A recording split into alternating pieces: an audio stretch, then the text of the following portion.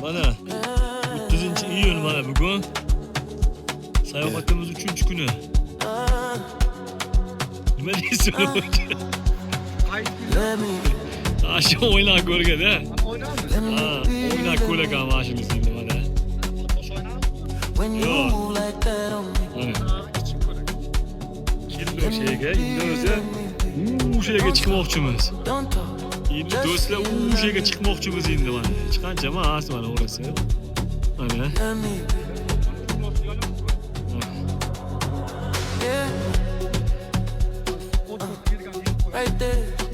Nergis chuqur ko'rib, yo'qamiz o'sha chuqur. Bundan ham. Mana osmonni qaradi. Osmon safo. Quyosh yo'q, bulut. Yarmi mana quyoshli tomoni qaradi zo'r. I feel it.